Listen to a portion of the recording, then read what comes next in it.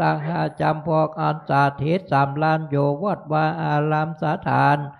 ที่นี้เป็นตนเป็นเก้าเป็นประธานและสถิต3 ล้านโยจันทวาตาวาสิงสาภากาพรมสาวันกัตเตวาโลกและอันสถิต3 ล้านโยเนือนาจมโพจู้ตี้จู้แห่งจูตนจู้พระองค์วันเนก็หากเป็นวันเดดีที่อันวิเศษเหตุว่าเดือน8เหนือคืน8ค่ำตั้มบาเป็นวันวันศุกร์ที่24 เมษายนพศ2569ก็ได้มาโจจอดรอเติงถึงอย่างโมลา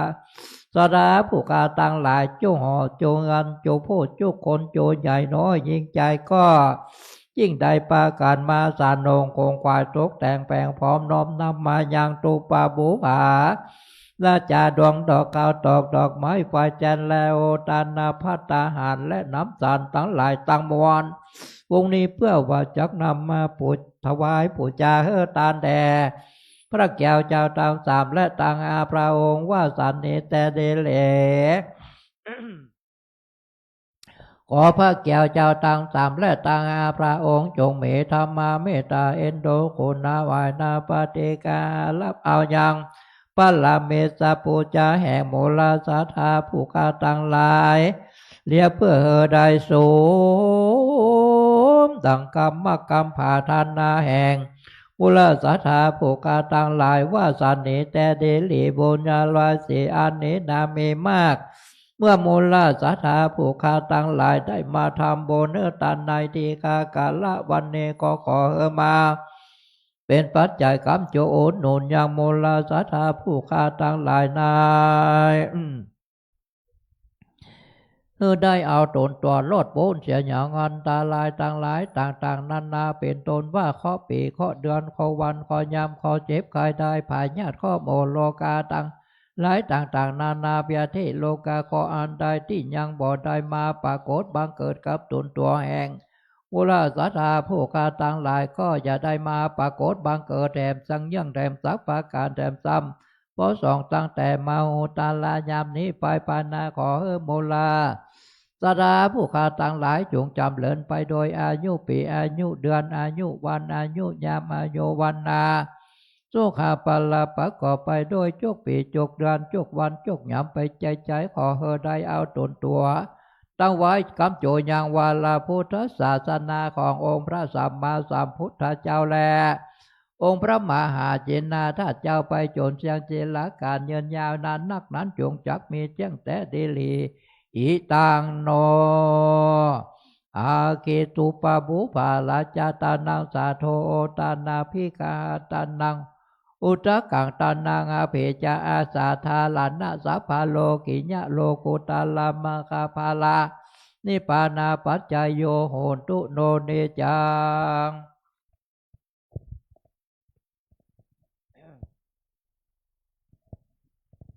อิมินาสกาเลนะทางโพทางอภิปูชยามาอิมินาสกาเลนะทางธรรมังอภิปูชยามาอิมินาสกาเลนะทางสร้างฆังอภิปูชยามาอรหังสัมมาสัมพุทโธภควาโอทางภควันตังอภิวาเทมิสวากขาโตภควตาธัมโมธัมมังนามัสสามิสุปฏิปันโนภควโตสาวกสังโฆสังฆังนามามิอันธรรมยังพุทธัสสะภะคะวะโตบุพภาคานามะกะลังกะโลมาเสวะโตอะระหะโตสัมมาสัมพุทธัสสะนะโมตัสสะภะคะวะโตอะโตสัมมาสัมพุทธัสสะนะโมตัสสะภะคะวะโตอะระหะโต สัมมาสัมพุทธัสสะหันธมยังพุทธาภิทุติงกะโลมาเสเอ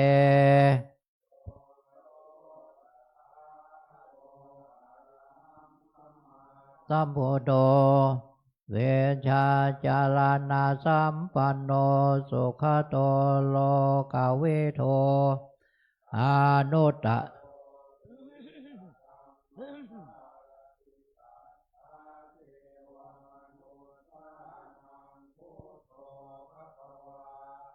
โยเอมาโลกังสะเทวกังสมารากังพระมกังสัสสมานาพระมเนงปัจฉังสัทเทวมนุษย์ชายังอภิญญาสัสสิกตวาปเวเทเสโยธรรมังเทเสเสียเทกันนาง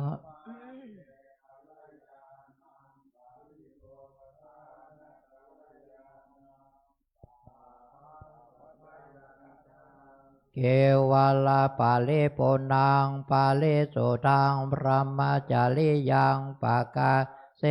เสอามาหังภะคะวันตังพิโพชยามิมหังภะคะวันตังศิลาสานามามิอันธมยังธรรมาภิทุติงกะโลมาเส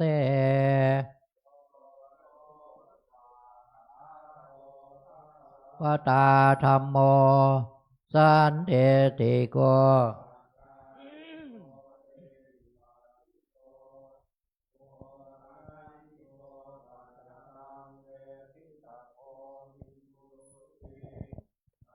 มหังธรรมังอภิปูชยามิมหังธรรมังศิลาสานามามิหันธมยังสังฆาภิทุติงกะโลมาเสภะคะวะโตสาวกสังโฆโอสุปฏิ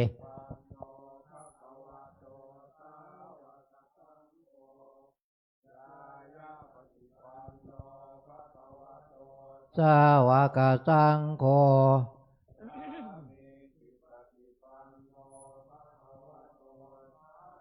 กสังโฆยาทิตังจตาเลโปเลสายุกา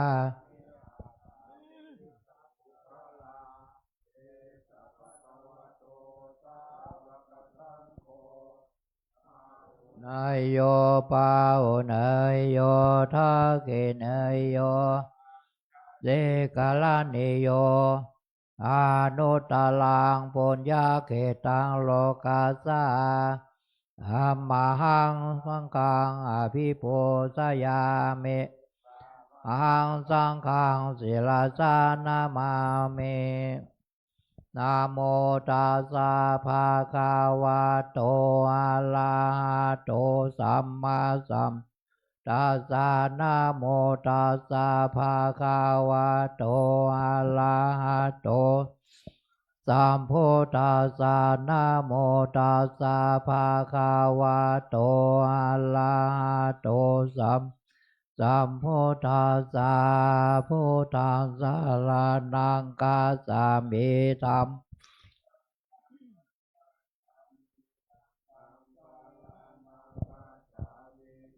ทิยัมปิพุทธังสรณังคัจฉามิทุติยัมปิธัมมังสร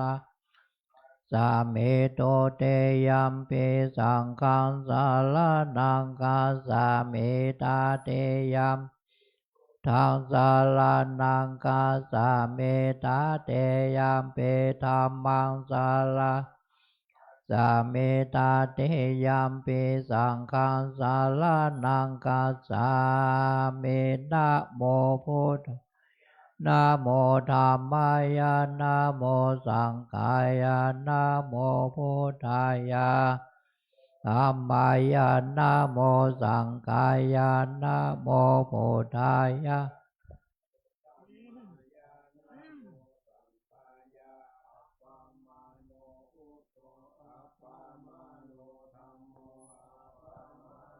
สังโฆปะมาโนพุทโธปะมาโนธัมโมปะมาโนสังปะมาโนพุทโธปะมาโนธัมโมปะมาโนสังโฆเมนาโถธัมโมเมนาโถสังโฆเมนาโถกัมมัฏฐานัง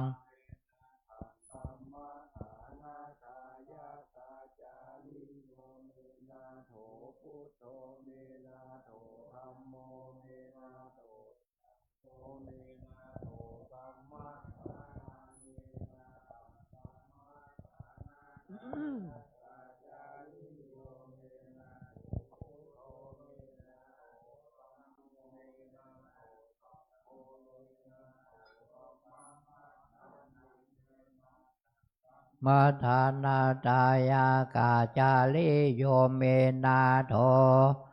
พันเตพุทธานุสาติกัมมัฏฐานังยาจามิพุทธานุ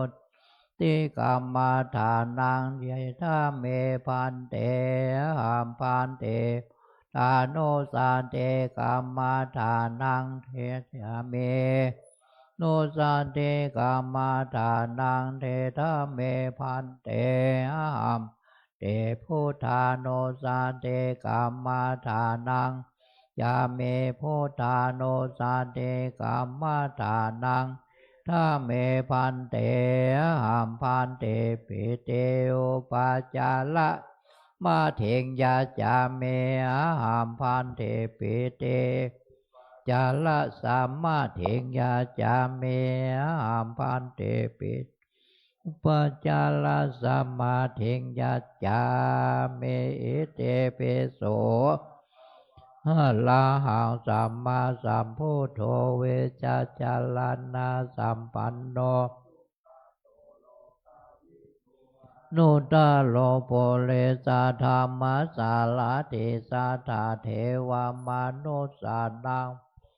ภะคะวะเตสวะคาโตภะคะวะตาธัมโมโกอากาเลโกเอปัสสิโกโอปานายิโก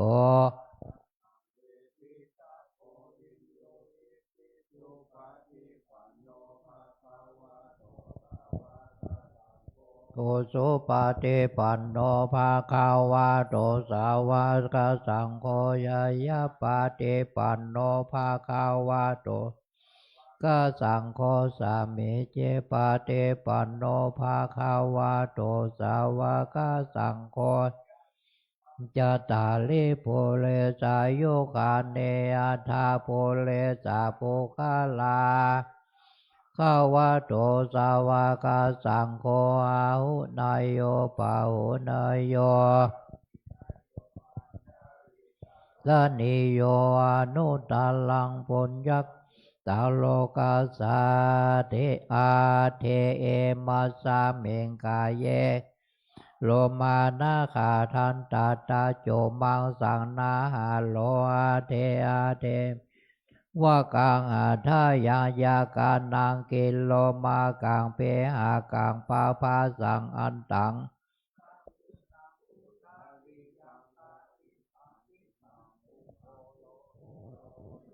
เทโทเมโทอาโสวาสยเคโลเสงคานิกาลาสิกาโมตังมัทธาลงคันเตทาวาเตสากาลา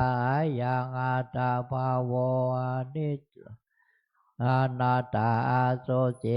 สุพังเอมังกันมัทานังปุณณภาโวเตจิลังกายโยปัทเวงอาเทเสสะเตสุโทเปตเวนญาณโนนิลาตังวากาเลง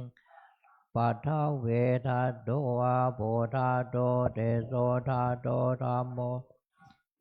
ปะขันโทเวทนาขันโทสัญญาขันโทสังขาราขันโทเวิญญาณขันโทขันโทอาสัตถาภาเอตาสังขารานิจจทุกขาอนัตตา นิจจาวัตาสังขาราอุปัฏฐาวายธรรมเมโนปัสสิตาวานิโรจันเตเตปัสสะโมสุโขนามาโลปังอานิจจังขายะเทนานิจจังวัฏฏาน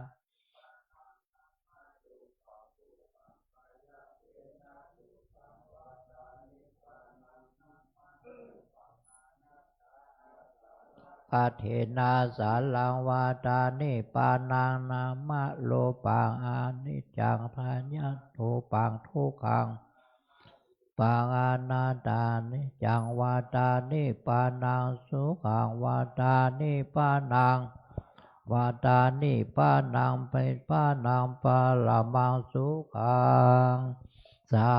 ธุตานะปาลาเมสัมปันโนตานา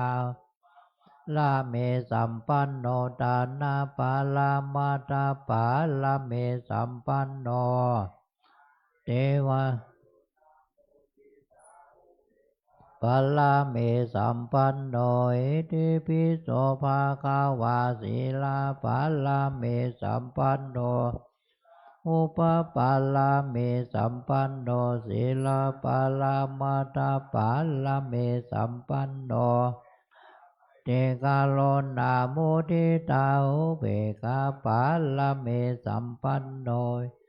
ปิโสภะคะวาเนกัมมาปาลาเมสัมปันโนเนกัมมาอุปปาลาเม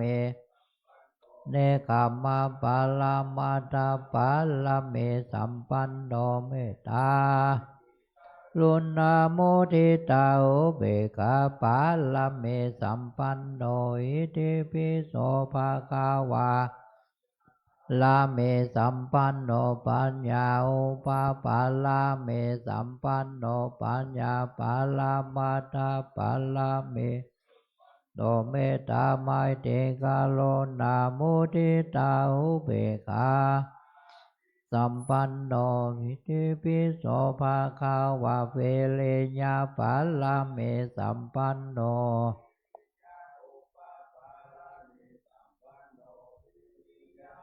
ลามาตาปาลาเมสัมปันโนเมตตาลุนาโมทิตาอุเบกาปาลาเมสัมปันโนอิติปิโสภะคะวาปาลาเมสัมปันโนขันเตอุปปาลาเมสัมปันโนขันเตตาปาลาเมสัมปันโนเมตตาไมเตกาโลนาโมทิตาอุเบกลาเมสัมปันโนอิติปิโสภะคะวาสัจจปาลาเมจาอุปปาลาเมสัมปันโนสัจจปาลามาตาปาลาเมสัมปันโนเมตตาลุนาโมทิตาอุเบกาปาลาเมสัมปันโนปิโสภะคะวาอธิฐานาปาลาเมสัมปันโนอุปปาลาเมสัมปันโนอธิฐานาปาลามาตาปาลาเมสัมปันโนอเดกาโลนาโมทิตาอุเบกาปาลาเมสัมปันโนอิติปิโสปันโนเมตตาอุปปาลาเมสัมปันโนเมตตาปาลามาตาปาลาเมสัมปันโนเจกาโลนาโมทิตาอุเบกาปาลาเมสัมปันโนอิติปิภะคะวาลาเมสัมปันโนเบกาอุปปาลาเมสัมปันโนเบกาทาปาลาเมสัมปันโนเมให้เตกาโลนา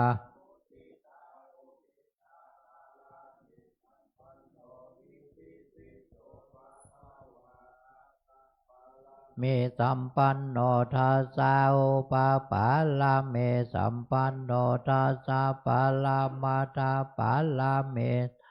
โนเมตตาไมเตกาโลนาโมทิตาอุเบกาปาลาเม โดยทิปิโสภาคาวาสัมมาเทสะปัลลาเมโนสัมมาเทสะอุปาปัลลาเมสัมปันโนสัมมาเทสะตาปัลลาเมสัมปันโนเมตตาลุนาโมทิตาอุเบกขาปัลลาเมสัมปันโนอิติปิโสตาเตโกนโนเอเตปิโสภาคาวาเอเตปิ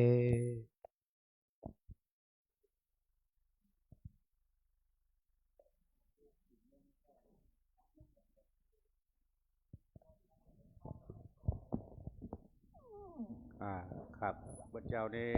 รับเมตตาจากพระคุณท่านเจ้าคุณพระอมรเวทีหรือท่านเจ้าคุณออดนะครับได้เมตตาเอ็นองค์ธรรมกถึกแสดงธรรมโปรดเฮาตัวเจ้านี่เนอ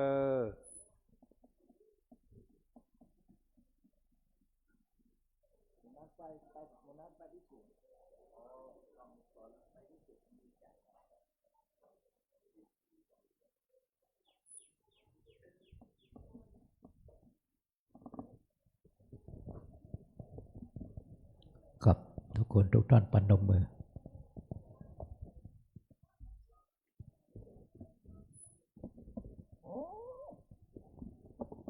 ครับพร้อมเดียวกันครับครับหนึ่งครับสองครับสาม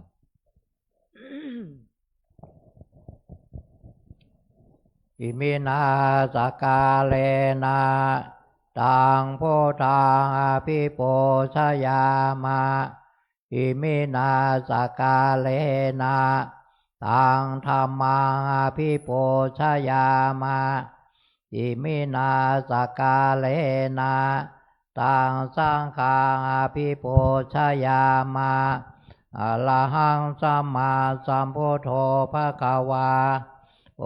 ทางภควันตังอภิวาเทมิ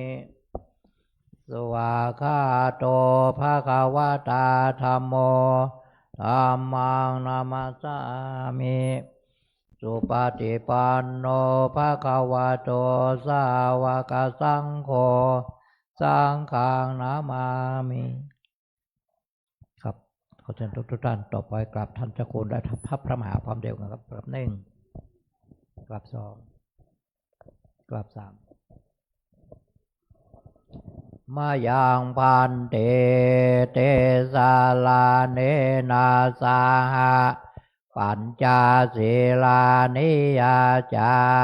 มะทุเตยัมปิมายังพันเตเตสาลาเนนาสาหะปัญจศีลา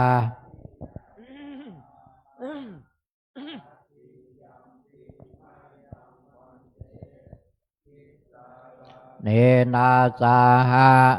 ปัญจศีลานิยาจามะนะโมตัสสะภะคะวะโตอะระหะโต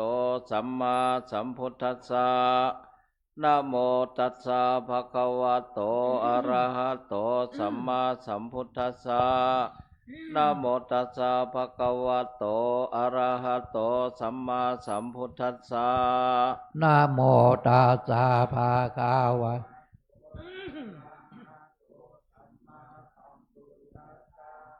นะโมตัสสะภะคะวะโตอะระโตสัมมาสัมพุทธัสสะนะโมตัสสะภะคะวะโตอะโตสัมมาสัมพุทธัสสะ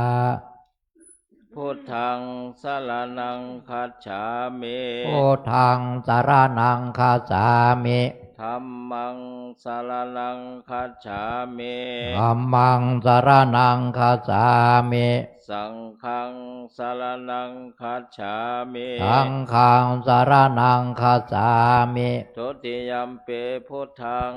สารนังคัจฉามิ ทุติยัมปิพุทธังสารนังคัจฉามิ ติยัมปิธัมมังสารนังคัจฉามิ ทุติยัมปิธัมมังสารนังคัจฉามิ ติยัมปิสังฆังสารนังคัจฉามิ ทุติยัมปิสังฆังสารนังคัจฉามิ ตติยัมปิพุทธังสารนังคัจฉามิ ตติยัมปิพุทธังสารนังคัจฉามิ ตติยัมปิธัมมังสารนังคัจฉามิ ตติยัมปิธัมมังสารนังคัจฉามิ ติยัมปิสังฆังสารนังคัจฉามิ ตติยัมปิสังฆังสารนังคัจฉามิ ปานาติปาตาเวรมณีสิกขาปะทังสมาธิยามิ อานาเตปาตาเวรมณีสิกขาปะทังสมาธิยามิ อาทินนาทานาเวรมณีสิกขาปะทังสมาธิยามิ อาทินนาทานาเวรมณีสิกขาปะทังสมาธิยามิ กาเมโสเมชฌาจาราเวรมณีสิกขาปะทัง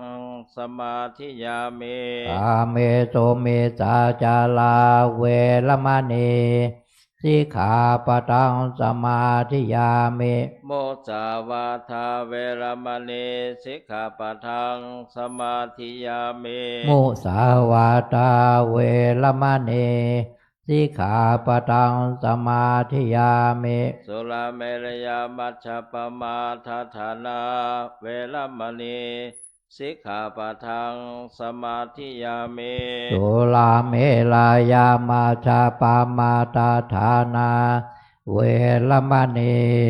สิกขาปะทังสมาธิยามิ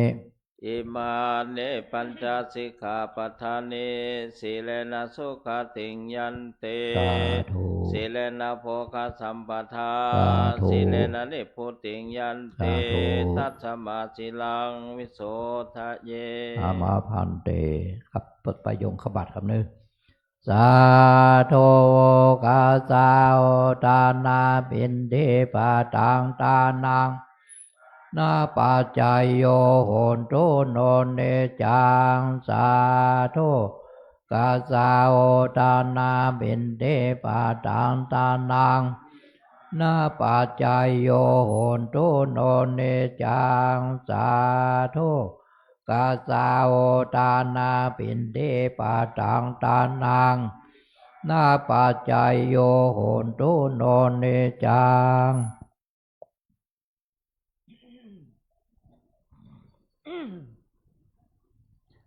ปรามาจโลกาธิปเตสหัมปเตกัดอัญชาเลอันเทวลังอัญญาจทาสันติทาสัตตาปรัสสกาสาติกาเตเสตุธรรมังอนุกัมปิมังปัจฉัง ขอน้อมกราบถวายสักการะเคารพนบนอบอภิวาทวัฒนาการพระบรมทักขิณโมลีธาตุพระบรมธาตุเจ้าจอมทองขอกราบถวายสักการะยังสรีระธาตุขันธ์รูปเหมือนแห่งพระเดชพระคุณหลวงปู่พระพรหมมงคลหลวงปู่ทองสิริมังคละมหาเถระอดีตเจ้าวาดวัดพระธาตุศรีจอมทองวรวิหารและอดีตที่ปรึกษาเจ้าคณะภาค7ด้วยความเคารพอย่างสูงยิ่งพระมหาเถรานุเถระสหธรรมิกมีท่านอาจารย์พระมหาวิทูลภูริเมธีปริญญาธรรม9ประโยคเป็นต้นเป็นประธานลำดับจากนี้จักรับประทานแสดงพระธรรมเทศนาสืบไป นะโมตัสสะภะคะวะโตอะระหะโตสัมมาสัมพุทธัสสะนะโมตัสสะภะคะวะโตอะระหะโตสัมมาสัมพุทธัสสะนะโมตัสสะภ ภะคะวะโตอะระหะโตสัมมาสัมพุทธัสสะโลโกปถัมภิกาเมตตาติณวาระโอกาสบัดนี้อาตมาภาพจะรับประทานแสดงพระธรรมเทศนาพรรณนาศาสนธรรมคำสอนขององค์สมเด็จพระชินวรสัมมาสัมพุทธเจ้าว่าด้วยเมตตากถากถาเป็นเครื่องกล่าวอันแสดงซึ่งความเมตตาหรือไมตรีจะใช้เวลาในการแสดงพระธรรมเทศนาภาคเช้าวันนี้พอสมควรแก่เวลาขอกราบรัตนามือลงญาติโยมทุกท่านนั่งตามสบาย ผู้ที่ยังไม่ใส่บาตรก็ใส่บาตรผู้ที่ใส่บาตรแล้วก็นั่งยังศาลาธรรมสามัคคีแห่งนี้วันนี้เป็นวันธรรมสวนะวันพระขึ้น8 ค่ำเดือน8เหนือ8 ค่ำ8เหนือในวันนี้ซึ่งพระเจ้าพระสงฆ์ครูบาอาจารย์ก็มีศาสนกิจหลายประการทั้งภายในภายนอก พระเดชพระคุณหลวงพ่อพระสุวรรณเมธีดร.หลวงพ่อเจ้าวาดท่านเจ้าคุณศรีศิลปาจารย์มีศาสนกิจไปที่สูงคือพระธาตุดอยสุเทพหลวงพ่อเจ้าวาดเพิ่นก็แจ้งอาตมาว่าลำพังไปตัวเดียวนี่ปีนี้เพิ่น73อย่างละต้องมีผู้ติดตามก็เอาท่านพระมหารัชานนท์ศาสนกิติไปตัวยซึ่งเป็นวาระแสดงพระธรรมเทศนาก็เลยบอกว่าขอท่านเจ้าคุณเทศนาแต่ได้อาตมาในส่วนมากได้ทุกอย่างตอบว่าบ่ได้เนี่ยบ่ค่อยมีได้หมดเพิ่นบอกว่าได้หมดถ้าสดชื่นแต่ถ้าบ่สบอารมณ์ก็เอาเหมือนกัน อันนี้ส่วนน้อยเมื่อเพิ่นบอกอันก็บอกว่าได้หมดได้มีปัญหาเมื่อหลวงพ่อไปที่สูงเดี๋ยวผมจะขึ้นที่สูงนี่คือธรรมะเนี่ยขึ้นที่สูงแล้วเนี่ยแล้วนอกจากนั้นพระเจ้าพระสงฆ์ศาสนกิจก็มีมากมายหลายประการบางท่านบางคนบอกว่าเจ้าบ้านเจ้าเมืองเนี่ยมันหันทุกเจ้าเตียวไปเตียวมานั่นนี่บอกสบายอย่างตุก็มาบวชแหละมาบวชเป็นตุแหละมาบวชเป็นตุเจ้าสักกรรมหมอมันจะโพสก่อสักวันนะถ้าว่าวันซืนก็ไปรับฎีกานิมนต์ไปวัดพระธรรมกายปทุมธานีก็ไปก็กลับมาเรียบร้อยแล้วนอกจากนั้นภายในวัดเราก็ประธานเพิ่นแจ้งละการบำเพ็ญกุศลอุทิศทักษิณานุปทาน เพื่อแก่ท่านอาจารย์พระครูวินัยธรสุขสันต์สุจิตโตซึ่งเปิ้นเป็นพระวิปัสสนาจารย์วัดพระธาตุศรีจอมทองเฮาถึงแม้ว่าเปิ้นจะบ่มีตำแหน่งอย่างภายในวัดปล้ำปเลือแต่เปิ้นบำเพ็ญคุณูปการศาสนประโยชน์สาธารณประโยชน์มากมายนั้นพระเดชพระคุณหลวงปู่เมื่อครั้งมรณสังขารนี่เปิ้นตั้งท่านอาจารย์พระครูวินัยธรไว้ที่ฐานานุกรมตั้งคือพระครูวินัยธร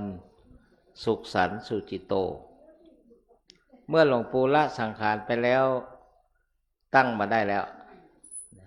พระครูฐานาอันใดที่ดำรงอยู่ก็อยู่ฐานานุกรมอันใดที่เจ้าตัวนั้น ละสังขารไปพระประธานตั้งใหม่มาได้แล้วประเดี๋ยวนี้เท่าที่ดูนี่ก็ดูอยู่ประมาณมีอยู่ประมาณ 2-3 รูปท่านพระครูวินัยธรหลวงปู่ตั้งไว้เป็นรูปแรกที่พระครูวินัยธรเมื่อท่านละแล้วตั้งมาได้ละ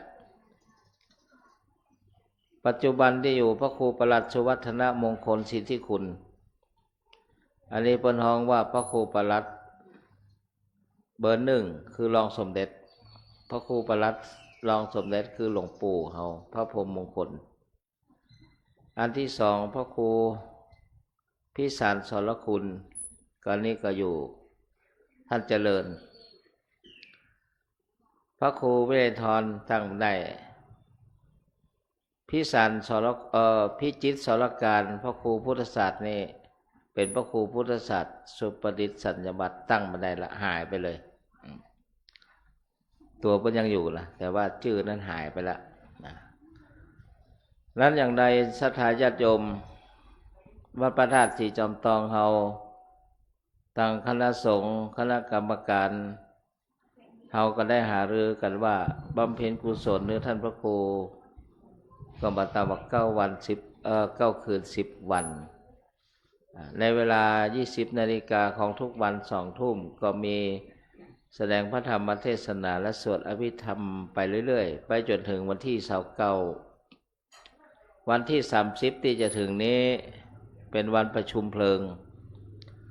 ซึ่งกำหนดกฎเกณฑ์กันว่าสถานที่คือชาปนสถาน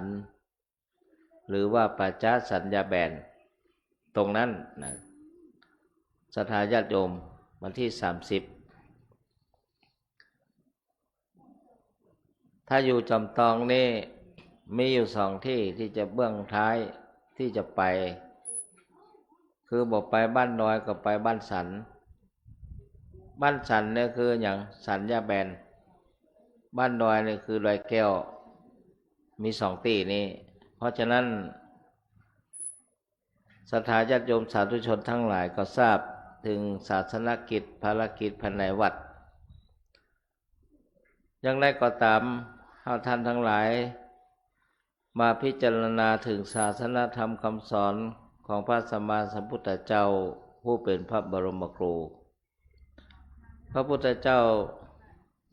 เปิ้นตรัสไว้ว่าสังขารทั้งหลายไม่เที่ยงสังขารทั้งหลายเป็นทุกข์ธรรมทั้งหลายเป็นอนัตตามันก็เป็นอย่างนั้นทุกสิ่งทุกอย่างที่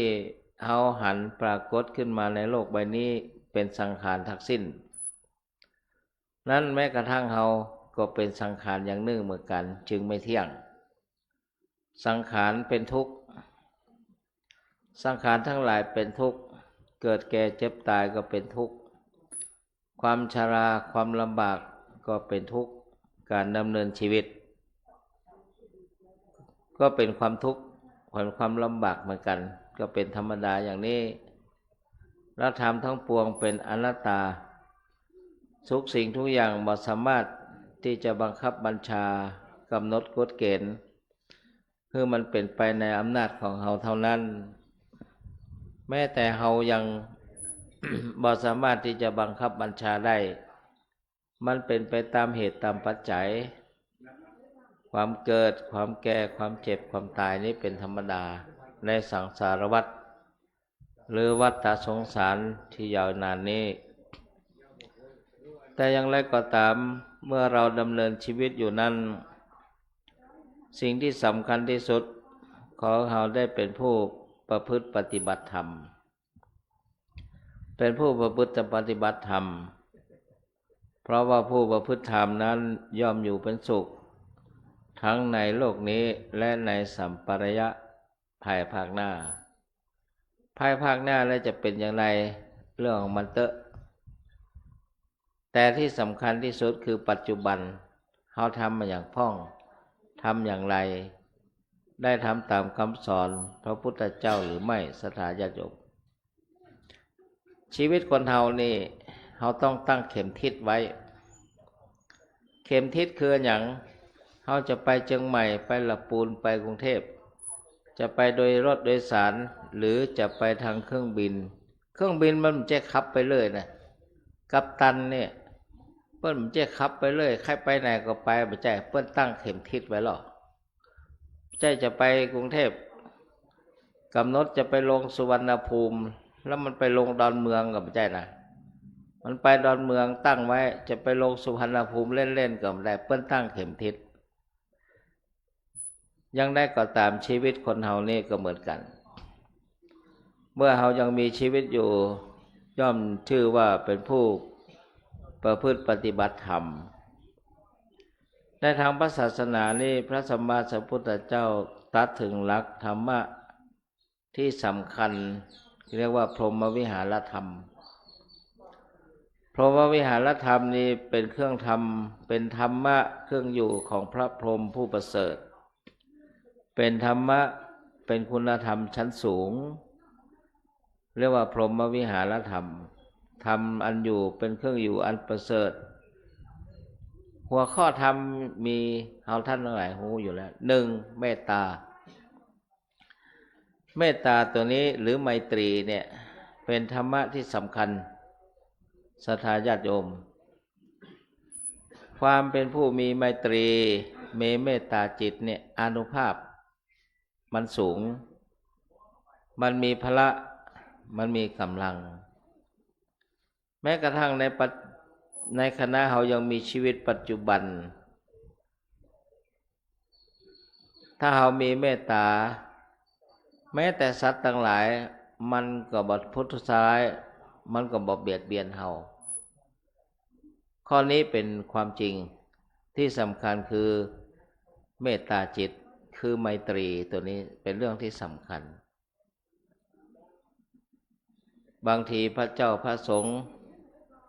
เฮาพิสูจน์ได้ไปปรากฏนอนที่หันที่นี่งูเงี้ยวเขี้ยวขอก็เข้ามาในกฎพอก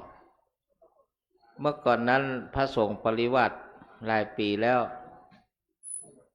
ปรากฏว่างูกันบ้างสามเหลี่ยมเข้าไปในกฎมันก็ไม่ใช่ครบตัวเจ้าหรอกเพราะอานิสงส์ของความเมตตามีเมตตานี้สำคัญนี่เป็นเรื่องแห่งเมตตาและไมตรีจิตศรัทธาญาติโยมเขาจะหันผลได้ในลักษณะนั้นอย่างไรก็ตามจิตที่มันมีเมตตาเป็นจิตที่มีคุณธรรมเรียกว่าจะประพฤติการใดก็ตั้งตนไว้ด้วยในเมตตาเพราะเมตตาตัวนี้เป็นตัวกำลับเป็นปฏิปักษ์กับโทสะโทสะคือความโกรธความประทุษร้ายต้องมีข้าศึกและปฏิปักษ์ต่อมันคือความเมตตาต้องเมตตาแต่ทางนี้และทางนั้นต้องเมตตาคือถูกนะหันเปิ้นลงคลิปไปรูปหัวจองละอางจงอางเนี่ยนะหรือว่างูเห่าเลยบัดนี้ไปเรียนแบบเหมือนกันเพราะอันนั้นมันคุ้นเคยนะอันนั้นมันคุ้นเคยกันหรอเขาบอกว่าเขาเมตตาหันจองละอางในป่าไปเมตตาแล้วไปรูปหัวมันก็ไม่ใช่นะเกิดมันมาฮับเมตตาเขาก็จะถึงแก่มรณะนี่เมตตาต้องประกอบด้วยปัญญาตามลักษณะของมันและธรรมะลักษณะแห่งความเมตตาจิตเนี่ยไปณแห่งหนตำบลใดเทวดาและมนุษย์ทั้งหลายก็ชื่นชมนิยมชมชอบเพราะอานิสงส์ของความเมตตานั้นเราจะประพฤติกันในจึงต้องอาศัยคุณธรรมคือความเมตตานี้พระสัมมาสัมพุทธเจ้าตั้งแต่ครั้งเป็นพระโพธิสัตว์ แม้กระทั่งบรรลุสัพพัญญุตญาณเป็นพระสัมมาสัมพุทธเจ้าพระเมตตาของพระพุทธเจ้านั้นหาประมาณไม่ได้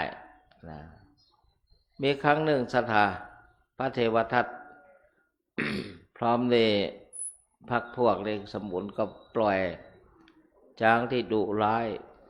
ช้างนาราคิรีซึ่งมันตกมันเนี่ย ที่เขาสวดกันในบทพระหงส์นาราคิรีกับเจ้าวาลังกเทศเนี่ยปล่อยให้ใหม่จะทำร้ายพระพุทธเจ้าพระอานนท์อุปถากเข้าไปขวางไว้พระพุทธเจ้าทรงแผ่พระเมตตาจนกระช้างนั้นกลายเป็นช้างที่เชื่อง เรียกว่า สักการะนบนอบยอมต่อพระพุทธเจ้าเพราะพุทธานุภาพและพระเมตตาของพระพุทธเจ้าอย่างนี้เพราะอย่างนี้แม้กระทั่งเพิ่นเป็นพระโพธิสัตว์ที่ตุเจ้าเป็นสวดกันอาทิลูเกศิละคุโนเนี่ยสัจจังโสตยะวัตกัปปริตอย่างต่างๆเหล่านั้นที่ปรากฏอยู่ในชาดกพระพุทธเจ้าเพิ่นเป็นลูกนกเพิ่นบำเพ็ญบารมีสิบตัดตีศรัทธาพร้อมที่ปนานนำกันสวดว่าตานะปาลามีสัมปันโนเนี่ยเป็นต้นเนี่ยนะเพิ่นเป็นลูกนกปีกกับบักก้าบักขากับบักแข่งอะไรอย่างต่างๆพ่อแม่ไปเสาะหากินไฟป่าเนี่ยนะไฟป่าเหมือนที่เราหาเดือนมันลามมามันมาวึ่งกูทิศกูทางลูกนกนี่มันตัวแดงๆอยู่ปีกก็บินมาได้เปิ้นตั้งสัจจะบารมีล่ะสละพระโพธิสัตว์เนี่ยเปิ้นฉลาดแล้วเปิ้นมีบารมีสั่งสมไว้เปิ้นตั้งสัจจะไว้หรออาทิลูเกศีลกุโนในโลกนี้มันก็มีอยู่นะศีลกุโนคุณแห่งศีลสัจจังสัจจะความซื่อสัตย์สัจวาจานี่โสจยานุทยาความอนุเคราะห์ความเกื้อกูลความเอ็นดูก็มีอยู่ในโลกเปิ้นตั้งอย่างนี้แล้วตั้งสัจจะบารมีอธิษฐานบารมีว่าพ่อแม่เฮาเนี่ยก็สันติปะขาอปัตตนาปีกเขาก็มีแต่เขาบินมาได้สันติปทาอวัญจนาเท้าหรือว่าตีนเขาก็มีแต่เขาไปมาได้เอเตนะสัจวัชเชนะนี่ด้วยอำนาจกล่าวคำสัตย์นี้ขอความสวัสดีมีแก่เฮามาตาปิตาจนิกันตาชะตะเวทะปฏิกามะเฮาเนี่ยพ่อแม่เฮาก็ละไปแล้วเพราะไฟมันแหงชาตะเวทะดูก่อนไฟประไลกันหรือไฟเผาผลาญธรรมชาติท่านจงหยุดเถิดเนี่ยเพิ่นบอกอีตั้งสัจจะบารมีไฟก็สงบระงับดับณสถานที่แห่งนั้นตลอดกับหมายถึงภัทรกัปนี้ไม่มีไฟไหม้เลยตลอดภัทรกัปณสถานที่แห่งนี้พระพุทธเจ้าอย่างนี้ตรัสไว้อย่างนี้นะสัทธาเพราะอานุภาพแห่งเมตตาจึงสำคัญอานุภาพแห่งเมตตานี่อันจะประพฤติการใดอาศัยความอนุเคราะห์ความเอ็นดูความเมตตาต่อกันแต่ว่าในแง่ของนักปฏิบัติธรรมนี่สำหรับสมณเพศเพื่อให้เมตตาคือถูกต้องเพราะเพิ่นบอกว่าเมตตากับราคะเป็นธรรมะที่ใกล้กันเช่นอนุเคราะห์เกื้อกูลกันไปเอานี่เหมือนชายหนุ่มหญิงสาวอันนี้คือกันมันก็จะเป็นบ่อเกิดแห่งราคะความใคร่ความกำหนัดผูกพันต่อไปนี่เป็นโทษกรุณาความเกื้อกูลเอ็นดูสงสารความเมตตาความกรุณาช่วยเหลือนี่ก็เป็นสิ่งที่สำคัญชาวพุทธเฮาหันภัยตกละกรรมลำบากหันตกละกรรมลำบากจิตใจก็อดหวั่นไหวมาได้ก็อดหวั่นไหวมาได้เฮาก็ต้องช่วยไปตามเหตุตามปัจจัยที่จะพึงประพฤติปฏิบัติที่เฮาจะพึงกระทำได้อันนี้เรียกว่าความกรุณาก็คือความเอ็นดูต่อสรรพสัตว์ทั้งหลายอยากคือเขาพ้นทุกข์อันนี้เป็นเรื่องแห่งกรุณาแต่ความกรุณานี้ในแง่นักปฏิบัติธรรมนี่บางทีก็เกิดความเศร้าส้อยได้ในเมื่อช่วยบ่ได้ทำอย่างบ่ได้เกิดความเศร้าขึ้นมาโทษตัวเก่านี่ก็มีแต่ว่าความกรุณาก็เป็นธรรมะเป็นคุณธรรมที่สำคัญศรัทธาญาติโยมมุทิตาความพลอยยินดีเมื่อคนอื่นได้สำเร็จดังหวังได้ประสบความสำเร็จก้าวหน้าในชีวิตหน้าที่การงานเขามีชีวิตที่ดีขึ้น เขาก็พลอยยินดีก็เข้าไปตัวนี่แล้วสามารถขจัดธรรมะข้อหนึ่งคือความอิจฉาริษยาสามารถขจัดเป็นปฏิปักษ์ต่อกันมันมียาแก้ของมันมันมียาแก้ของมันเฮาบ่เปิงใจบ่ซบอารมณ์ไผคนใดมันบ่ถูกใจเฮามันได้รับความสุขความเจริญเฮาก็ต้องฝึกจิตอนุโมทนายินดีไปตัวฝึกจิตฝึกใจคลายนั้นไปตัวเรียกว่าขจัดความริษยาที่มันอยู่ในจิตในใจของเฮาอันนี้เป็นธรรมะเป็นคุณธรรมขั้นสูงญาติโยมแต่ถ้าเฮาไปตั้งแง่ตั้งงอนท่านั้นท่านี้มันบ่สมควรจะได้อย่างนั้นอย่างนี้มันบ่อย่างอันอย่างนี้ไปตั้งแง่เฮาก็บ่มีมุทิตาจิตแล้วก็จะเป็นอกุศลไปเรื่อยๆเรื่อย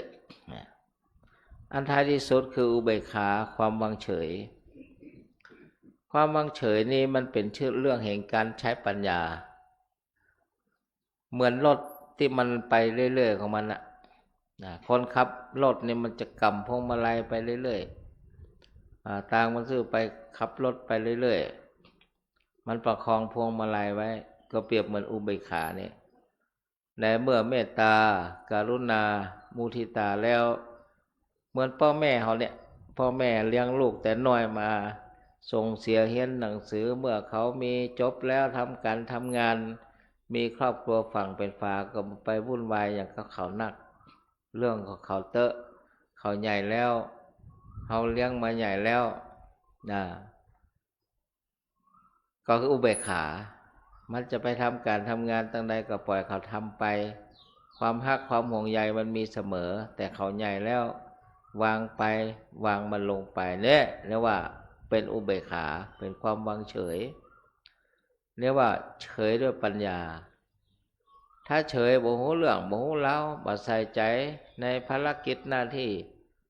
ทำมายังก็บ่ฮู้สักอย่างบางทีเราก็ไปลองถามคนรู้จักใกล้เคียงฮู้ก็บ่ฮู้เรื่องสักอย่างทำอย่างก็บ่ฮู้เรียกว่าอัญญานุเบกขาคือเฉยโง่เฉยไม่รู้เรื่องมันก็มีอยู่สองเฉยนะเรียกว่าเฉยโง่เฉยมึนเฉยเมินแต่เฉยตะกี้นี่เฉยเพราะหูด้วยปัญญาหูความเป็นมาและเป็นไปของสิ่งทั้งหลายเฮาจึงเฉยเนี่ยเมื่อเฮาเฉยแล้วเนี่ยนี่เรียกว่าเฉยด้วยปัญญาคืออุเบกขาตัวนี้ศรัทธาญาติโยมเหมือนครูบาอาจารย์ไปหั่นไปนี่งานในศาลามีเฉยทำไมเฉยก็วางระบบไว้เรียบร้อยแล้วผู้ช่วยเจ้าอาวาสตนนี้ดูแลพเดียงสงฆ์ผู้ช่วยเจ้าอาวาสตนนี้ดูแลสถานที่ผู้ช่วยตนนี้เป็นเฮรัญยิกเฉพาะกิจร่วมวัจกรดูแลการเงินการทองผู้ช่วยนี้เป็นโฆษกกรรมไม่เฮาจึงเฉยพ่อประธานเฮาฮู้หรอกอันนี้ดูแลด้านนี้ดูแลเฮาวางไว้อย่างนี้ไปปทุมธานีก็ยังสบายใจฮู้หมดหรอไผ่เทศซ่องพอก็ซ้ำดีคืนนี้มหาเทศมันวางไว้เรียบร้อยแล้วหรอสบายใจนี่ไอ้ที่เฉยเนี่ยมันจะเฉยบุหูเรื่องของเราหรอบ่ใจน่ะถ้าขึ้นโหหรอที่ศาลาเนี่ยเจ้าคุณออดมันไปทำไมมันไปฝนมันตกอากาศมันเย็นสบายท่านมหาไปแล้วไปฮู้ว่าหลวงเต็ดพระมหาหลวงรัตเต็ดประโยค9เต็ดดีหรือหรอหลวงพ่อก็อยู่หั่นอาจารย์วิทูลก็ไปเพราะฉะนั้นเราจึงอยู่ในฐานะที่ขอสบายสักคืนอยู่ไหนอยู่ในห้องทำไมมันไปผมบอกไปพ่ออยู่แล้วในสี่เหลี่ยมนี่ เพราะนั้นเรียกว่าเราต้องเฉยด้วยปัญญาเมื่อจัดการสิ่งทั้งหลายให้เป็นไปโดยเรียบร้อยลงตัวแล้วเป็นลำดับขั้นมันในอนาคตจะเป็นอย่างไรจะจัดการสิ่งนั้นอย่างไรเมื่อถึงเวลาที่เหมาะสมก็จะต้องจัดการจัดการอย่างไรเป็นไปตามรูปแบบการจัดการต่างๆนี่ อาตมามักจะเบรกญาติโยมที่มาถามแม้กระทั่งลูกศิษย์พระอาจารย์สุขสันต์เนี่ยท่านจะโกนค้ายตรงนี้ยังไม่ถึงเวลาเมื่อถึงเวลานั้นจะบอกตัดไปเลยเมื่อถึงเวลาก็ดำเนินอย่างนั้นวันนั้นหลวงพ่อพร้อมคณะลูกไปตรวจทรัพย์สินหรอกมีอย่างพ่อต้องตรวจเพราะกฎหมายแห่งสงฆ์หลักพระธรรมวินัยนี่ทรัพย์ทุกสิ่งทุกอย่างเป็นของแห่งสงฆ์พ่อประธานกฎหมายเขียนไว้ว่าทรัพย์สินได้มาระหว่างบวชให้ตกเป็นของแห่งสงฆ์เมื่อเป็นอย่างนี้ปรึกษาหรือหลวงพ่อมอบหมายให้เป็นประธานจึงไปดำเนินพร้อมในคณะผู้ช่วยไปตรวจทรัพย์สินอันเป็นของแห่งหลวงตาเช่นบัญชีธนาคารเป็นต้นให้เป็นไปตามระเบียบนี่ก็ปาเฮอผู้ช่วยก็ไปตรวจอันนั้นอันนี้ตรวจไปกระทั่งตึก1 2 3ตั้งหลังพุ่นไปตรวจตามหน้าที่นั่นเรียกว่าอสังหาริมทรัพย์ส่วนเรื่องก็เป็นของสงฆ์ข้างในข้างนอกนั้นมันก้ำกึ่งระหว่างของแห่งสงฆ์และของแห่งโยมเพราะมันเป็นไปตามกฎนะมันไม่ใช่ของวัดในเบื้องต้นเราก่อนบางอย่างแล้วเจ้าคุณอ้อนห่วงกับบ่ห่วงมันของทั้งนอกแล้วของทั้งในเราบัญชีธนาคารหลวงตามีอย่างพ้องอย่างใดพ้องเพราะว่าเมื่อเพื่อนลงรับระเบิกมาได้แล้วผู้ใดกระทำการเบิกหรือปลอมแปลงลายเซ็นผิดกฎหมายเตรียมเจอกันโน่นคุกข้างหน้าอนาคตเนี่ยอันนี้มันเรียกว่าอย่างอันนี้แถมมาเลยเนอะเบิกมาได้เมื่อก่อนนี้สมัยก่อนเมื่อพระลูกวัดล่วงลับไปเนี่ยเจ้าวัดสามารถหนังสือสุทธิไปเบิกธนาคารแจ้งแก่สงฆ์ได้ไปเริ่มได้ต้องอาศัยอำนาจศาลนะต้องอาศัยอำนาจศาลพ่อกำนันเหมือนพระลูกวัดล่วงลับที่จะเอาเข้ามันของแห่งวัดสงฆ์พิจารณาจะไปเบิกอย่างมาได้นะต้องอาศัยอำนาจศาลเป็นผู้สั่งนี่มันมีระบบระเบียบของมันนี่ได้ทำตามหน้าที่อย่างนี้แล้วนั้นดูเวลาแล้ววันนี้พระเดชพระคุณหลวงพ่อมีศาสนกิจที่พระธาตุดอยสุเทพอย่างที่บอกอาตมาก็เลยเพิ่นมาบอกแต่เจ้านี่อุ่นใจว่าท่านมหาจะเทศมาเป็นหยังก็มาเทศแทนกันได้ดูเวลาพอสมควรแก่เวลาตามบาลีที่ยกขึ้นเบื้องต้นว่าโลโกปัฏฐัมภิกาเมตตาเมตตาธรรมเป็นเครื่องค้ำจุนโลกเป็นเรื่องจริงถ้าโลกนี้มันมีศึกสงครามตุ้มตั้มมันฮบกันตะวันออกกลางเลยนะฮอมุดอเมริกาทำกับยาโฮมันส่องอันนี้สองมันยอกอิหร่านก็ไม่ใช่กลัวหรอกมันมีเครื่องมือเนี่ยมียุทโธปกรณ์ฮอมุดตั้งท่ากันแลกมัดกันเนี่ย2-1เนี่ยมันก็ไปแต่ช่วงนี้ก็เบาลงละรัฐบาลไทยก็ลดค่ากันลงมาตามข่าว5 บาทดีเซลนี่40ป่ายมาถึงบ้านเฮาแล้วก็พวกละแม่41ถ้ากรุงเทพพวกละ40น้อยๆบ้านเฮาเนี่ย41อยู่แล้วนั่นเป็นเรื่องของปัจจัยภายนอกน้ำมันเป็นธรรมดางั้นถ้ามันศึกสงครามมานี่ขาดความเมตตาเนี่ยโลกนี่ก็เหมือนสงครามโลกครั้งที่2เลยค่ะมันก็ทำให้เกิดความพินาศวอดวายได้ถ้าเกิดสงครามโลกครั้งที่3มันแบ่งฝักแบ่งฝ่ายกันเฮาก็ถึงบ่ป้นประเทศไทยนี่จะสุขสงบอย่างไรก็ถึงบ่ป้นมันดึงเฮาเข้าไปแน่อาตมาคิดไว้แล้วถ้าเกิดสงครามโลกเนี่ยจำเป็นต้องอำลาพระธาตุปุ้นไปอยู่ดอยพุ่นขุดหลุมปลูกพักปลูกไม้เมื่อวันอยู่ในหลุมบังเกอร์เมื่อคืนเขาออกไม่ออก กูเล่นนะสถาดูเวลาพอสมควรแก่เวลาด้วยอนุภาพคุณพระศรีรัตนตรัยพระพุทธพระธรรมพระสงฆ์ อานิสงส์ที่ญาติโยมให้ทานรักษาศีลเจริญภาวนาขอทุกท่านปราศจากทุกโศกโรคภัยอุปัตตวะกังวลอันตรายประกอบไปด้วยธรรมสี่ประการคืออายุวันนะสุขะพละปฏิภาณธนสารสมบัติรับประทานแสดงพระธรรมเทศนาพอสมควรแก่เวลาขอสมมุติยุติลงคงไว้แต่เพียงเท่านี้เอวังก็มีด้วยพระการฉนี้อันธรรมยังสาธุกลังกะโลมาเซสาธุสาธุสาธุนะโมตัสสะ ภะคะวะโตอะระหะโตสัมมาสัมพุทธัสสะนะโมตัสสะภะคะวะโตอะระหะโตสัมมาสัมพุทธัสสะนะโมตัสสะภะคะวะโตอะระหะโตสัมมาสัมพุทธัสสะปิโสภะคะวะอะระหะสัมมาสัมพุทโธวิชชาจารณะสัมปันโน สุขโต โตโลกเวโทอนุตตรปุริสัทธัมมัสสารติสัทธาเทวมนุสสานามุทโธภควาติสวากาโตภควาธัมโมสันติเตโกอากาลิโกเอหิปัสสิโกปันนยิโกปัจจตังเวทิตาโพวิน โยเอติสุปฏิปันโนภะคะวะโตสาวกสังโฆจุปฏิปันโนภะคะวะโตสาวกสังโฆยายาปฏิปันโนภะคะวะโตสาวกสังโฆสามิจิปฏิปันโน ภะคะวะโตสาวกสังโฆอาหุทัตตะเรปุริสาโยคะเนอัตถปุริสาปุคคลา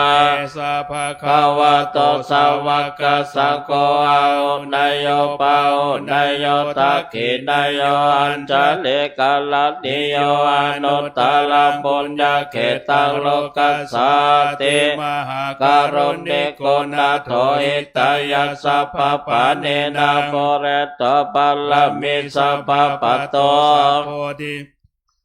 เอเตนะสัจจวัจเจนะโหตุเตชัยยมังคลังชัยยันโตโพธิยาโมเลสักกายานังนันเทวัฏฐานโน วังตา วังวิชัยโยหิชัยยสุชัยยมังคเลอปัลลจิตาปัลลเกสิเสปัตตเวปกาเลอภิเสเกสัพพพุทธานา คาปัต โตปะโมตติสุนัขตังสุมังคาราโสบาบาตังโสโหติตังโสคาโนโสโมโหโตจัสโส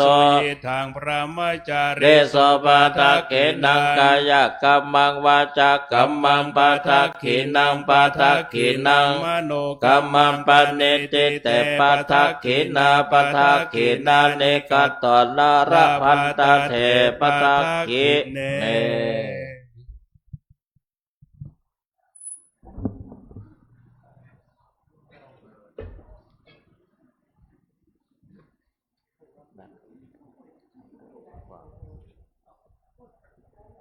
คุณแม่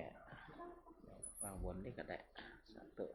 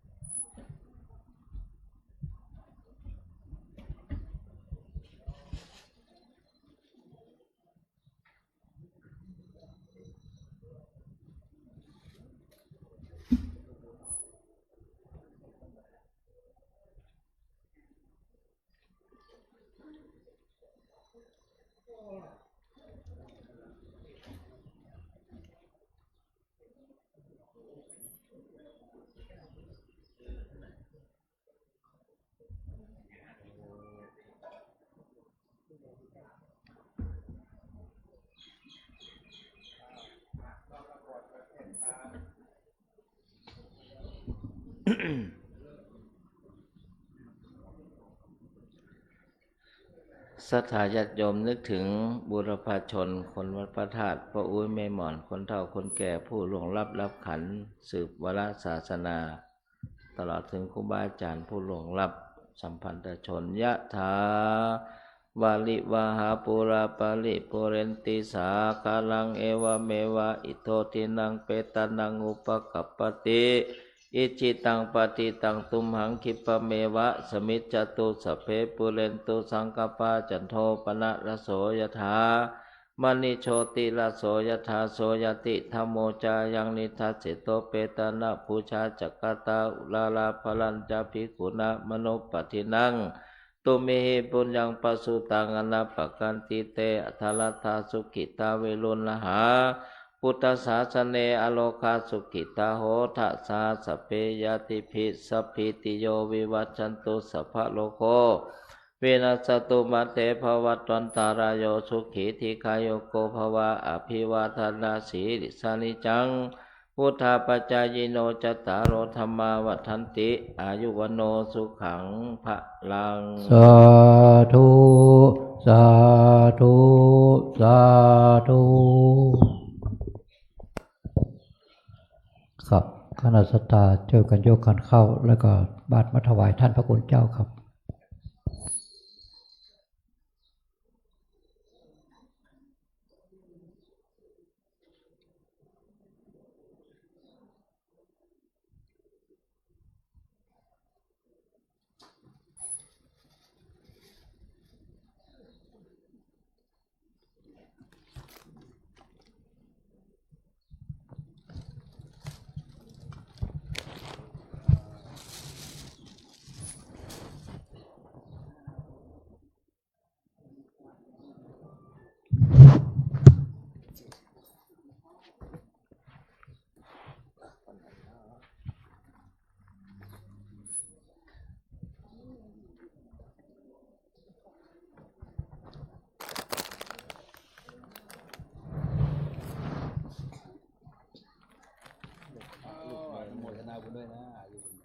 สุกัญญาแม่บ้าน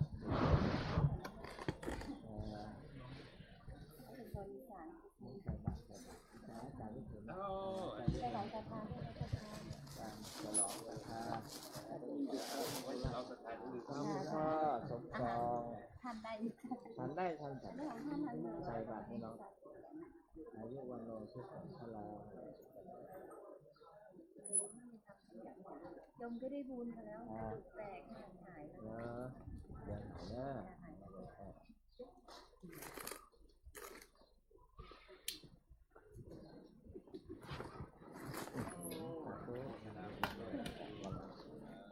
ลูกพระลูกเนรภารกิจจัก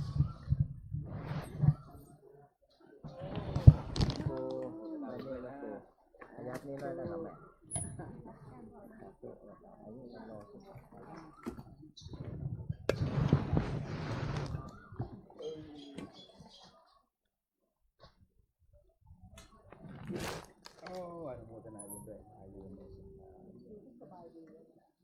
เป็นไงหลานมาเยี่ยมบ้างไหมอยู่ในเวียงอ๋อแต่เขามาเยี่ยมบ้างอยู่ใช่ไหม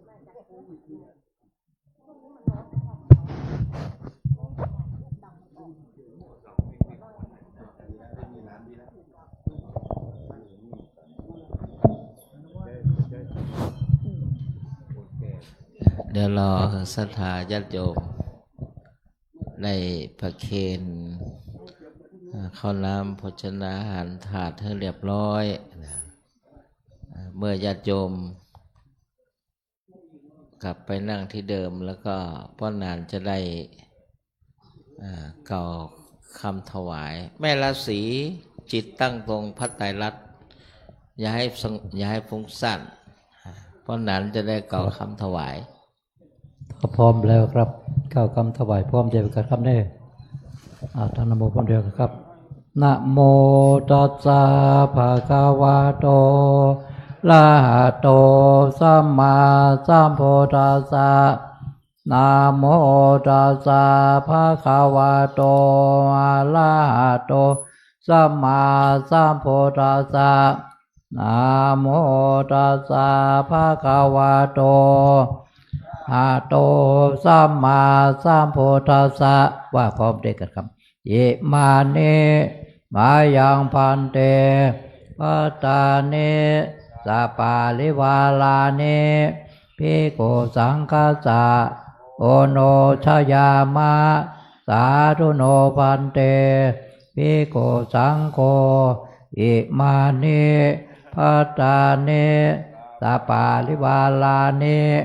ปฏิคันหาตุอัมหากังเจคาลตังอิตายะสุขายะข้าแด่พระสงฆ์ผู้เจริญข้าพระเจ้าทั้งหลายขอน้อมถวายภัตตาหารพร้อมทั้งบริวารเหล่านี้แก่พระภิกษุสงฆ์ขอพระภิกษุสงฆ์จงรับภัตตาหารพร้อมทั้งบริวารทั้งหลายเหล่านี้ของข้าพระเจ้าทั้งหลายเพื่อประโยชน์และความสุขความเจริญแก่ข้าพระเจ้าทั้งหลายตลอดกาลนานเดิน สาธุ ได้บุญปรับโลก ยักเคพันเตสังโฆปฏิชานตุขอพระสงฆ์ทั้งปวงจงรับทราบบัดนี้ ได้มีทายกทายิกาผู้มีจิตศรัทธาน้อมนำมาถวายซึ่งภัตตาหารมาเป็นสังฆทานแด่พระภิกษุสงฆ์แด่วัดนี้อันว่าสังฆทานนี้สมเด็จพระพุทธองค์ทรงมีพระบรมพุทธานุญาตให้แจกการตามบรรดาที่มาถึงฉะนั้นพระสงฆ์ทั้งปวงจะเห็นสมควรหรือไม่เห็นสมควรหากเห็นว่าไม่เป็นการสมควรละไซก็ขอจงโปรดทักท้วงขึ้นในท่ามกลางระหว่างสงฆ์อย่าได้เกรงใจหากเห็นว่าเป็นการสมควรและขอจงเป็นผู้นิ่งอยู่บัดนี้พระสงฆ์ทั้งปวงนี่อยู่ข้าพเจ้ารู้ได้ว่าเป็นการสมควรและจะขอสมมุติตนเป็นผู้แจกของสงฆ์ต่อไปณกาลบัดนี้นะโมตัสสะภะคะวะโตอะระหะโตสัมมาสัมพุทธัสสะนะโมตัสสะภะคะวะโตอะระหะโตสัมมาสัมพุทธัสสะนะโมตัสสะภะคะวะโตอะระหะโตสัมมาสัมพุทธัสสะอายังปฐมภาโคมหาเถรสสะปาปุณาติส่วนที่หนึ่งย่อมถึงแก่พระมหาเถระผู้อยู่เหนือข้าพเจ้าอวเสสาภาคาอมหากังปาปุนันติส่วนที่เหลือย่อมถึงแก่ข้าพเจ้าทั้งหลายคือเถระมัชฌิมะตลอดจนนวกะรูปสุดท้ายตลอดจนบรรดาสามเณรทั้งหลายคือรหัสญาติโยมอุบาสกอุบาสิกาไม่ใช่โยคีผู้ประพฤติวัดปฏิบัติธรรมทั้งหลายตลอดถึงดิรัจฉานทั้งหลายเตยะถาสุขังปริพุนชันตุขอให้ท่านทั้งหลายเหล่านั้นจงบริโภคตามความสุขสบายเถิดสาธุ สังเคนาโรจติสังเคนาโรจติสังเคนาโรจติ ขออนุโมทนากับทายกทายิกาที่มา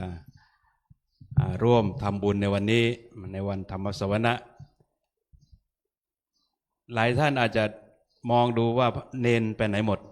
คือช่วงนี้วัดพระธาตุใกล้เปิดเทอมเลยอนุญาตให้สามเณรบางส่วนกลับไปเพราะว่าภารกิจเยอะภารกิจตั้งแต่บวชเนนภาคฤดูร้อนพวกเนนก็ช่วยแต่ว่าใกล้เปิดเทอมแล้วก็หลายคนอยากกลับภูมิลำเนาก็เลยอนุญาตแต่บางส่วนก็ช่วยงานอันนี้อาตมาภาพก็ขออนุโมทนากับทุกท่านที่ได้มาร่วมทำบุญในธรรมสวนะ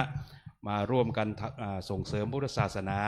มาปฏิบัติตามแนวที่พระเดชพระคุณหลวงปู่ได้วางไว้ต่อไปคณะสงฆ์จะอนุโมทนาเป็นภาษาบาลีขอทุกท่านได้ตั้งใจรับพรดังต่อไปนี้ยะถาวาริวหาปุราปาริปุเรนติสาครังเอวเมวะอิโตตินังเปตานังอุปกปติ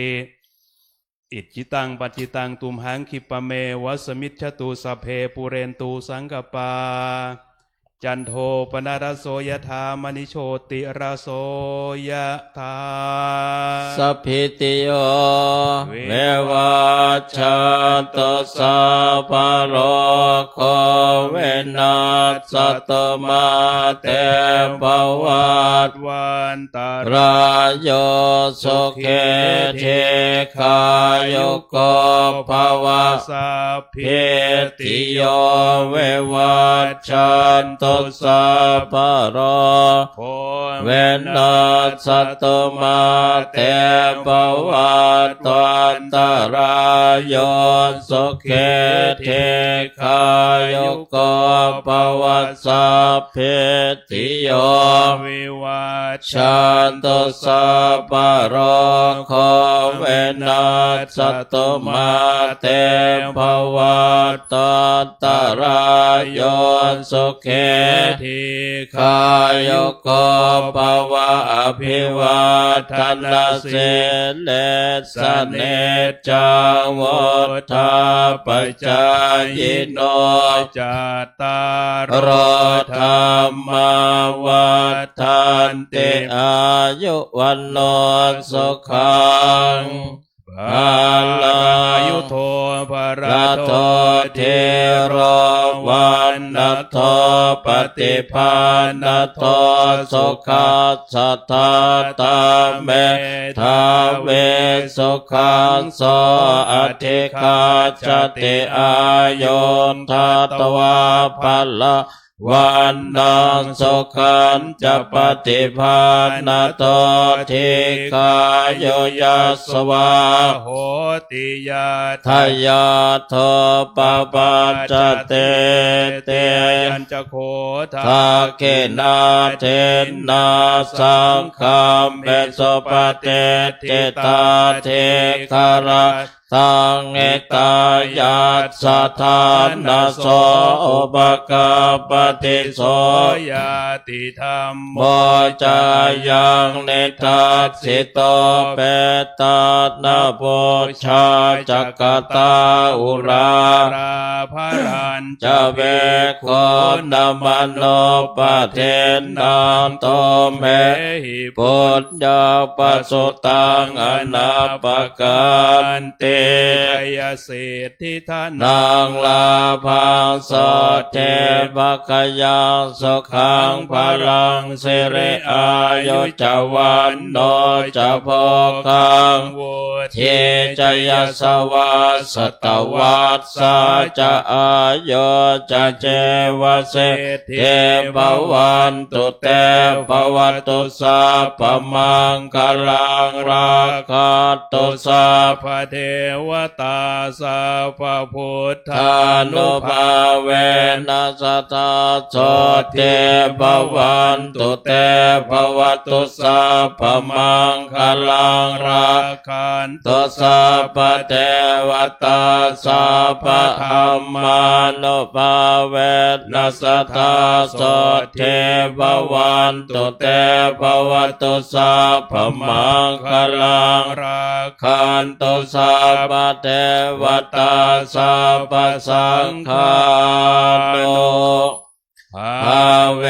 นัสตาโสเทภ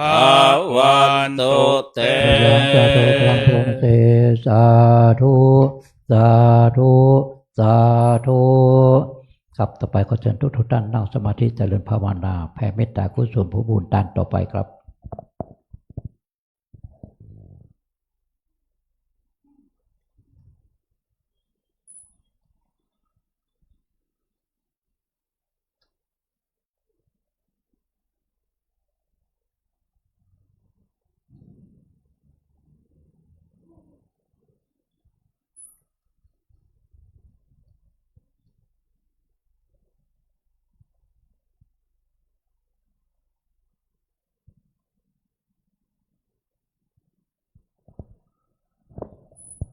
ครับสมควรกับเวลา เอตังตานากัมมังนิปานาปัจจยโยตุโนนิจังเอตังศีลกัมมังนิปานาปัจจยโยตุโนนิจังเอตังภาวนากัมมังปัจจยโยตุโนนิจังยังกินเจโกจาลังกตาปังกัมมังกเตกตังปุญญาโนอนุโมทันโตสุนันโตวันโตเยเตวามิงตันเนอาเทกาตาเทกาโยกาสตาโอโตสัพพะสัตตานัง อาตานังปาเลหาลันโตมาตาปิตาสุกิตาหุนโตโตกาปะมุจจัน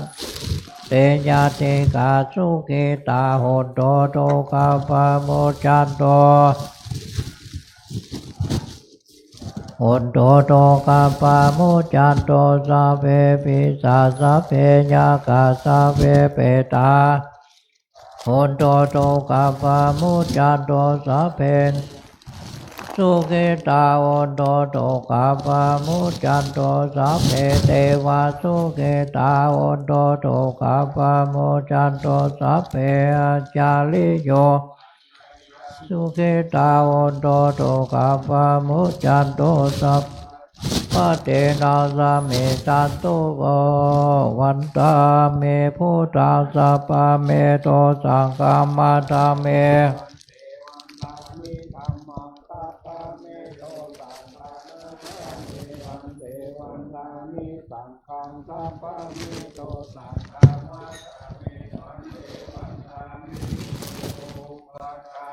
จาริเยสัพพะเมโตสังฆามาตาเมวันเทวันตา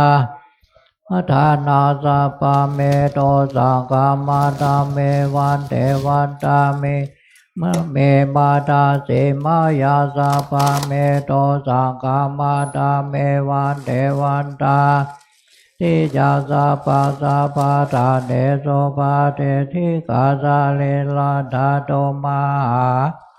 พุทธโลปัสสะกาลสัตตานาตาโลเกเทวาโลเกโลเกจัมโพเตเปลังกาติเปสาเลลาธาตุโยเกสาธาตุละหันตาธาตุโยเจติยังกันตาโกเตจัตโตลาเสติสามาการเตสาเปสัพพะตาเจติยังอาวัตตามิสัพพะโส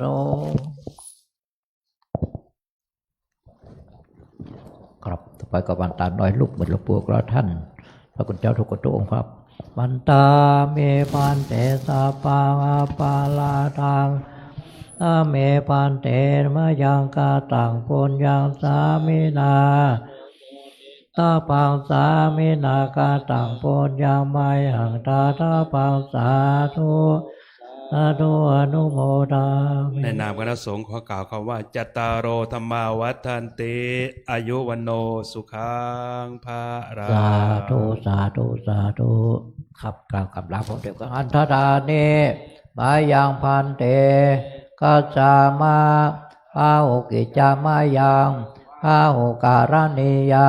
ยัสสธานิตุมเหกาลังมัญญธา สาธุพันเตสาธุพันเตสาธุพันเต